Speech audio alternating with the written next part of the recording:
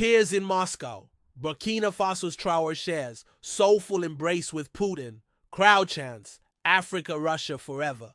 Traore's Moscow charm. Offensive goes. Nuclear Burkina Faso leader secures secret pact amid Putin. Bear. Hug. In a powerful display of diplomatic warmth and solidarity, Burkina Faso's President Ibrahim Traore has captivated Russian audiences and leaders alike during his recent visit to Moscow, where he met with President Vladimir Putin. The occasion, marked by the 80th anniversary of the Great Patriotic War, showcased not only the strengthening ties between Burkina Faso and Russia, but also President Traore's vision for a new era of African independence, resilience, and historical awareness. President Traore's visit comes at a time when the narrative about Africa as history and its role in the world is being hotly contested. In a candid and emotional address, Traore reflected on how for too long African history has been distorted by foreign media and colonial powers. He recounted his own experience growing up listening to Western radio stations like RFI and France 24,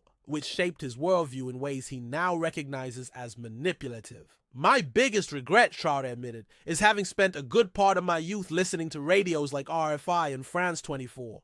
I've lived in countries where these were the only sources of news, but after a while, I realized they were brainwashing us, making us accept their narrative. Traore emphasized the urgent need for young Africans to reclaim their history, a history that includes both the suffering and the heroism of their ancestors. He called attention to the often overlooked sacrifices Africans made during global conflicts, including World War II, when thousands of Africans fought alongside the Allies, many of them losing their lives or being treated as expendable. Some don't even know that our grandparents fought as cannon fodder and were killed like animals. Do people know that when France tested its first atomic bomb, it was black soldiers who were placed in the lethal radius to see what effect it had? It's all in the archives, Traore stated, urging the younger generation to seek out the truth and resist imperialist narratives. The visit was not only symbolic, but also highly pragmatic. President Putin warmly welcomed Traore, expressing gratitude for Burkina Faso's participation in the commemorative events and highlighting the deepening cooperation between the two nations. Your visit to Russia to celebrate the 80th anniversary of the victory is a great symbol,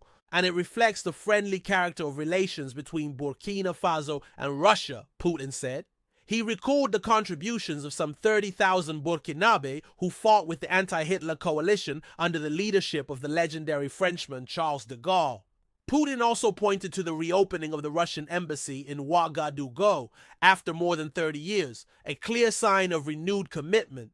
Economic ties, though still modest, are growing, with recent Economic Days of Burkina Faso held in Russia, and the establishment of an intergovernmental working group to further strengthen trade and cooperation. Education remains a cornerstone of this partnership. In 2024 and 2025, Russia more than doubled its state scholarships for Burkinabe students, and over 3,500 Burkinabe have already received higher education in Russia. The Russian house in Ouagadougou, opened in 2024, is now a hub for cultural exchange and Russian language education. Humanitarian aid is another pillar of the relationship. In the past year, Russia has provided 25,000 tons of wheat free of charge to Burkina Faso, with more food aid on the way.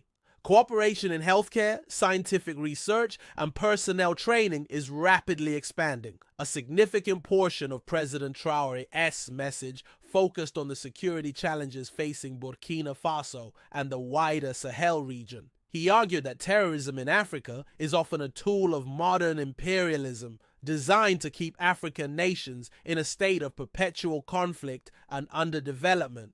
The terrorists are strengthened by many foreign fighters who are not Burkinabe. There are instructors from various countries teaching them new techniques. But it's not just terrorism, it's imperialism.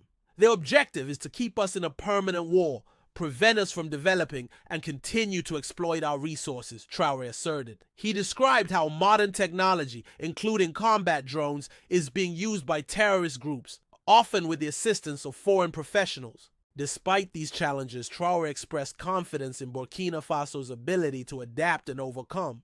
vowing to continue the fight until the entire Sahel region is secure. Toward African unity and economic independence, Traore's vision extends beyond Burkina Faso. He spoke passionately about the need for African unity in the face of external pressures, referencing the alliance of Sahel states, AES, as a model for emerging regional cooperation. He acknowledged the complexities of aligning economic and military systems among African nations, but insisted that progress is being made. Those who are oppressed should unite to face this hegemony. We have achieved some progress in this field. There are many agencies to be put in place, many aspects to be leveled in the three countries. Balance is crucial, and it requires the implementation of many systems, he explained. Traore also highlighted Burkina Faso's strides in agriculture, moving towards self-sufficiency and expanding exports beyond gold, the country's traditional mainstay. This economic diversification, he argued, is essential for breaking free from the cycles of dependency imposed by former colonial powers.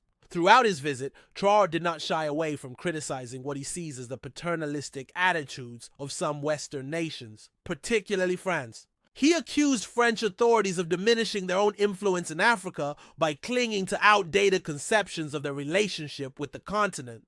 Every initiative we take is associated with Russia, and some say we're influenced by Russia. Why do they have such closed eyes, as if Africa is not capable of developing, inventing, or taking initiatives? That's what we are fighting against, Traore declared. He rejected the narrative, often repeated by Western leaders like French President Emmanuel Macron, that young Africans are simply being manipulated by Russia. Instead, he argued, Africans are increasingly aware of their own interests and are choosing their partners based on mutual respect and benefit. A new chapter in Africa-Russia relations. The visit concluded with mutual expressions of respect and optimism for the future. President Putin reiterated Russia's commitment to supporting Burkina Faso in its fight against terrorism, its pursuit of economic development, and its efforts to restore constitutional order. We will continue to support your country in training personnel, expanding economic ties, and providing humanitarian aid, Putin affirmed. President Traore, for his part, expressed deep appreciation for Russia's support and the opportunity to learn from the Russian people's history of resistance and sacrifice. During this visit, I learned a lot about culture, about history that laid the foundation of the resistance of the Russian people. I learned of sacrifices your people made, and due to these sacrifices, we are free, Traore said. President Ibrahim Traore's visit to Moscow was more than a diplomatic formality. It was a powerful statement of African agency, historical consciousness, and a commitment to forging new alliances based on equality and shared interests. By openly challenging the narratives imposed by former colonial powers and embracing a partnership with Russia, Traore has not only won the hearts of Russians, but also inspired many across Africa to re-examine their history and reclaim their future. As the world watches this evolving partnership, one thing is clear: Burkina Faso, under Traore's leadership, is determined to chart its own path, and has found a willing partner in Russia.